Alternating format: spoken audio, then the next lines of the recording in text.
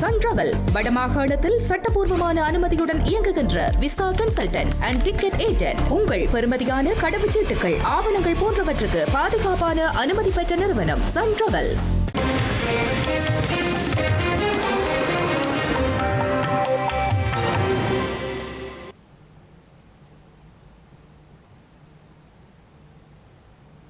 வணக்கம். இது ஐபிசி தமிழின் பிரதான செய்திகள். முதலில் தலைப்புச் செய்திகள். மஹிந்தவின் மகன் யோசித கைது. இலஞ்ச ஊழல் ஒழிப்பு ஆணைக்குழுவில் முன்னிலையான நிலையில் நகர்வு. கோட்டாபய ராஜபக்ஷ கைது செய்யப்பட உள்ளதாக வெளியாகும் செய்திகளில் எந்தவித உண்மையும் இல்லை. நலிந்த தெரிவிப்பு. வாகனங்களின் விலைகள் பாரிய அளவில் அதிகரிக்கும் அபாயம். வாகன இறக்குமதியாளர் சங்கம் எச்சரிக்கை. நாமல் அரசியல் பிரச்சாரங்களில் ஈடுபட தடையில்லை, அரசாங்கம் அறிவிப்பு. பாதாள உலக கும்பலுடன் தொடர்பு. போதைப் பொருள் கடத்தலில் ஈடுபட்ட 15 வயது பாடசாலை மாணவன் கைது. இந்தியாவின் எதிர்ப்பை மீறி பிரம்மபுத்திரா நதியில் அணை கட்டும் சீனா. இந்திய விவசாயிகளுக்கு பேராபத்து. இனி விரிவான செய்திகள். ஸ்ரீலங்காவின் முன்னாள் ஜனாதிபதி மஹிந்த ராஜபக்சவின் புதல்வர் ஜோசித்த ராஜபக்ச கைது செய்யப்பட்டுள்ளார். இன்று காலை லஞ்ச ஊழல் விசாரணை ஆணைக்குழுவில் வாக்குமூலம் வழங்குவதற்காக முன்னிலையாக்கிய நிலையிலேயே அவர் கைது செய்யப்பட்டுள்ளார். ஸ்ரீலங்காவின் முன்னாள் ஜனாதிபதி மஹிந்த ராஜபக்சவின் மகனும் கடற்படையின் முன்னாள் அதிகாரியுமான யோசித ராஜபக்ஷ இன்று காலை இலஞ்ச ஊழல் ஒழிப்பு ஆணைக்குழுவில் முன்னிலையாகிய நிலையில் கைது செய்யப்பட்டுள்ளார். விசாரணை ஒன்றுக்காக வாக்குமூலம் வழங்குவதற்கென நேற்றைய தினம் அவரை ஆணைக்குழுவில் முன்னிலையாகுமாறு அழைப்பு விடுக்கப்பட்டிருந்தது.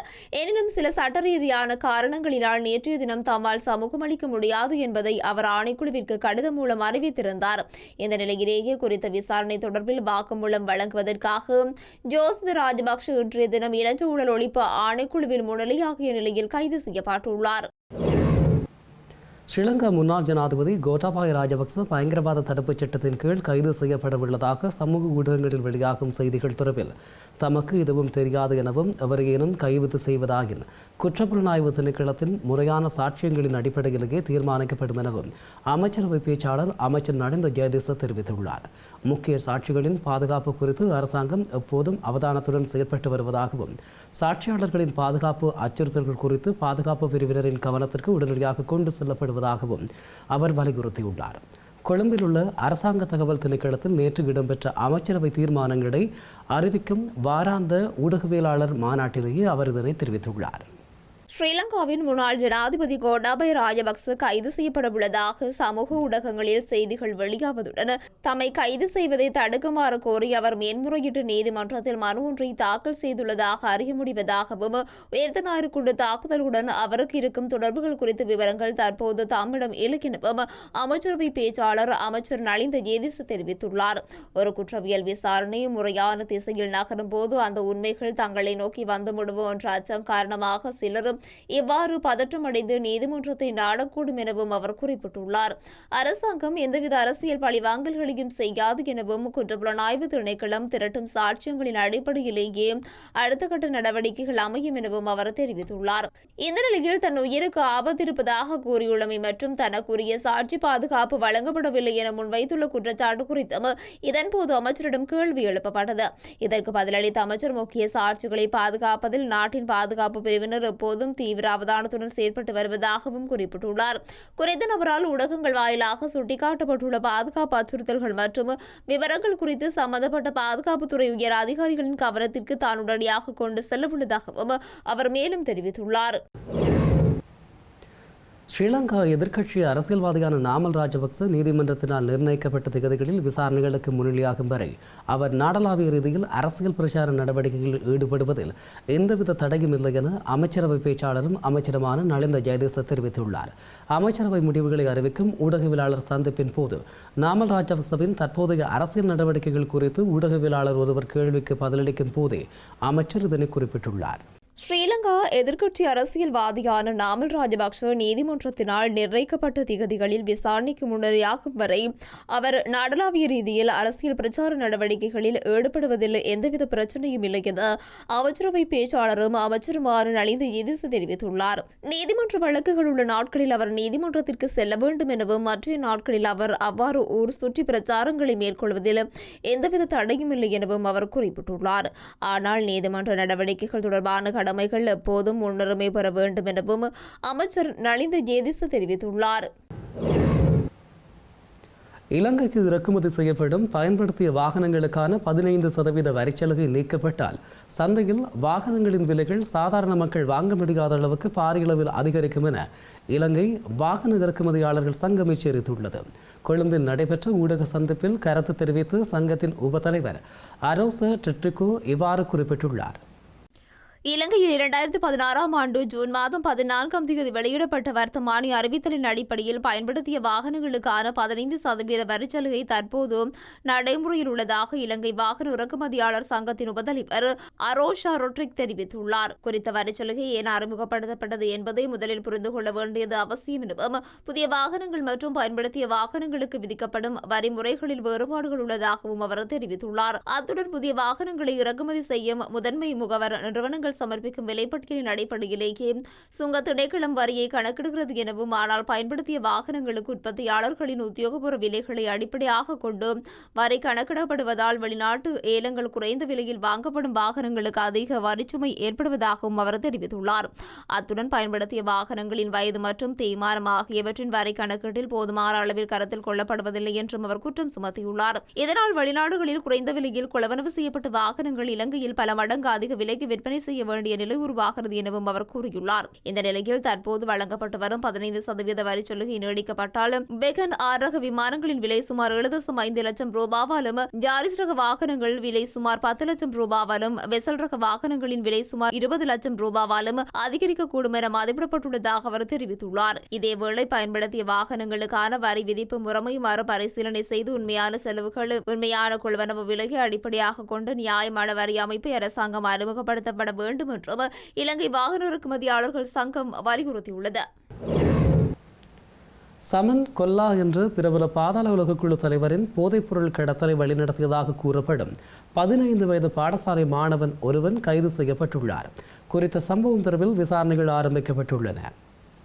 அம்பலாங்குட மாதம்பி சுதுவெல பகுதியில் வைத்து 15 வயதுடைய பாடசாலை மாணவன் ஒருவன் கைது செய்யப்பட்டுள்ளதுடன் அவரிடமிருந்து சுமார் 5 லட்சம் ரூபாய் பெறுமதியான போதைப் பொருட்களும் காவல்துறையினரால் கைப்பற்றப்பட்டுள்ளன. சந்தேக நபரின் கைபேசியை ஆய்வு செய்தபோது சமன் கொல்லாவுடன் அவர் நடத்திய உரையாடல்கள் மற்றும் அனாவசியமான நேரங்களில் போதைப் பொருள் பொட்டலங்களை மறைத்து வைப்பதற்காக பயன்படுத்திய பல்வேறு வழிகள் குறித்த தகவல்களும் கண்டறியப்பட்டதாக காவல்துறையினர் தெரிவித்துள்ளனர். ரகசிய தகவல் ஒன்று அடிப்படையில் குறித்த பாடசாலை மாணவரிடம் விசாரணை நடத்தப்பட்டதாக காவல்துறையினர் குறிப்பிட்டுள்ளனர். சமன் கொல்லாவின் அறிவுறுத்தலின்படி சந்தேக நபர் போதைப் பொருட்களை தம் வசம் வைத்திருந்ததாகவும் ஆங்காங்கே வீதிகளில் அவற்றை மறைத்து வைத்து விநியோகித்துள்ளதாகவும் காவல்துறை விசாரணையில் தெரிய வந்துள்ளது. அம்பலாங்குடை கல்வி வலயத்திற்குட்பட்ட பாடசாலை ஒன்றில் 10ஆம் தரத்தில் கல்வி பயிலும் மாணவனே இவ்வாறு கைது செய்யப்பட்டுள்ளதாக தெரிய வந்துள்ளது. இலங்கையின் எதிர்கால பொருளாதார பாதுகாப்பை உறுதி செய்ய ஏற்றுமதி வர்த்தகத்தை ஊக்குவிக்க வேண்டும் என மத்திய வங்கி ஆளுநர் கலாநிதி நந்தலால் வீரசிங்க தெரிவித்துள்ளார். கொழும்பில் நடைபெற்ற தேசிய ஏற்றுமதி அபிவிருத்தி திட்ட அறிமுக நிகழ்வில் கலந்து கொண்டு உரையாற்றும் போதே அவர் இதனை தெரிவித்துள்ளார்.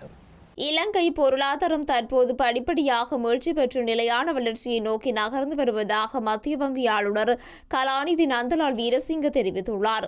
சுற்றுலாத்துறை மற்றும் வெளிநாட்டு பண பரிமாற்றங்கள் மூலம் தற்போதைய சூழலில் பொருளாதாரத்தில் ஒரு முன்னேற்றம் காணப்பட்டுள்ளதாகவும் சுட்டிக்காட்டியுள்ளார். எனினும் நாட்டின் நீண்டகால பொருளாதார நிலையான தன்மைக்கு சுற்றுலா மற்றும் பண பரிமாற்றங்கள் மட்டுமே போதுமானதல்ல என குறிப்பிட்ட அவர் வலுவானதொரு ஏற்றுமதி துறை இலங்கைக்கு மிகவும் அவசியமானது எனவும் குறிப்பிட்டுள்ளார். யாழ்ப்பாணம் கண்டி பிரதான வீதியில் பூனாவ கல்கண்டுகம பகுதியில் இன்று அதிகாலை இடம்பெற்ற வாகன விபத்தில் 2 உயிரிழந்துள்ளதுடன் ஒருவர் படுகாயமடைந்துள்ளார். குறித்த சம்பவம் தொடர்பிலான விசாரணைகளை பூனாவ காவல்துறையினர் மேற்கொண்டு வருகின்றனர். யாழ்ப்பாணம் கண்டி பிரதான வீதியின் பூனாவு கல்கண்டேம பகுதியில் இன்று அதிகாலை இடம்பெற்ற வாகன விபத்தில் இருவர் உயிரிழந்ததுடன் மேலும் ஒருவர் படுகாயமடைந்துள்ளதாக பூனாவு காவல்துறையினர் தெரிவித்துள்ளனர். நுரைச்சோலையிலிருந்து முல்லைத்தீவு நோக்கி சென்ற வாகனம் வீதியில் நிறுத்தப்பட்டிருந்த நிலையில் பின்னால் வந்த கனரக வாகனம் அதனுடன் மோதி விபத்துக்குள்ளாகியுள்ளது. குறித்த உரமேற்றிய கனரக வாகனமானது தரித்து நின்ற வாகனம் மீது கவிழ்ந்து வீழ்ந்துள்ளதாக காவல்துறையினர் தெரிவித்துள்ளனர். குறித்த விபத்தில் நுரைச்சோலை பகுதியைச் சேர்ந்த 35 மற்றும் 43 வயதுடைய இருவர் பலியாகியுள்ளதுடன் மேலும் ஒருவர் படுகாயமடைந்த நிலையில் வைத்தியசாலையில் அனுமதிக்கப்பட்டுள்ளார். குறித்த விபத்து தொடர்பான மேலதிக விசாரணைகளை பூனாவ காவல்துறையினர் மேற்கொண்டு வருகின்றனர். வடமாகாணத்திற்கான பாடசாலை ரீதியில் சிறந்த புத்தாக்கமாகவும் இந்த வருடத்திற்கான சிறந்த புத்தாக்குனராகவும் வேம்படி மகளிர் உயர்தர பாடசாலையைச் சேர்ந்த ரூபிகா அரந்தவும் தெரிவு செய்யப்பட்டுள்ளார். தேசிய ரீதியில் சிறந்த புத்தாக்குனர்களையும் புத்தாக்கு செயற்பாடுகளையும் ஊக்கப்படுத்தும் வகையிலான வருடாந்த விருது வழங்கும் விழா கொழும்பில் அண்மையில் இடம்பெற்றிருந்தமை குறிப்பிடத்தக்கது. இந்திய எல்லையில் உலகிலேயே மிகப்பெரிய அணையை கட்டுவதற்கான பணிகளை சீனா ஆரம்பித்துள்ளது. இந்திய எல்லையிலிருந்து வரும் 50 கிலோமீட்டர் தொலைவில் உள்ள திபெத்தின் யார்லங் ஜாங்போ நதியின் நீர்ப்பாசன பகுதியில் உலகிலேயே மிகப்பெரிய அணையை கட்டும் பணிகளை சீனா அதிகாரப்பூர்வமாக தொடங்கியுள்ளது. இந்தியாவின் தொடர் எதிர்ப்புகளையும் மீறி சீனா இந்த திட்டத்தை மிக வேகமாக முன்னெடுத்து வருகிறது. இந்தியாவிற்குள் சியாங் என்ற பெயரில் நுழைந்து அதன் பிரம்மபுத்திராவாக மாறும் இந்த ஜார்லங் சாங்போ நதியின் சீனா கட்டும் பிரம்மாண்ட அணையால் இந்திய விவசாயிகள் பெரிதும் பாதிக்கப்படும் அபாயம் ஏற்பட்டுள்ளது. எனவே சீனாவின் ஒவ்வொரு அசைவுகளையும் இந்தியா உன்னிப்பாக கவனித்து வருகிறது. செய்திகளின் நிறைவாக மீண்டும் தலைப்புச் செய்திகள். மஹிந்தவின் மகன் யோசித் கைது. இளஞ்ச ஊழல் ஒழிப்பு ஆணைக்குழுவில் முன்னிலையான நிலையில் நகர்வு. கோட்டாபய ராஜபக்ச கைது செய்யப்பட உள்ளதாக வெளியாகும் செய்திகளில் எந்தவித உண்மையும் இல்லை. நலிந்த தெரிவிப்பு. வாகனங்களின் விலைகள் பாரிய அளவில் அதிகரிக்கும் அபாயம். வாகன இறக்குமதியாளர் சங்கம் எச்சரிக்கை. நாமல் அரசியல் பிரச்சாரங்களில் ஈடுபட தடையில்லை. அரசாங்கம் அறிவிப்பு. பாதாள உலக கும்பலுடன் தொடர்பு. போதைப் பொருள் கடத்தலில் ஈடுபட்ட 15 வயது பாடசாலை மாணவன் கைது. இந்தியாவின் எதிர்ப்பை மீறி பிரம்மபுத்திரா நதியில் அணை கட்டும் சீனா. இந்திய விவசாயிகளுக்கு பேராபத்து. இத்துடன் ஐபிசி தமிழின் பிரதான செய்திகள் நிறைவு பெற்றன. உடனுக்குடன் செய்திகளை அறிந்து கொள்ள IBC தமிழ்.com என்ற எமது இணையதளத்தை பார்வையிடுங்கள். வணக்கம்.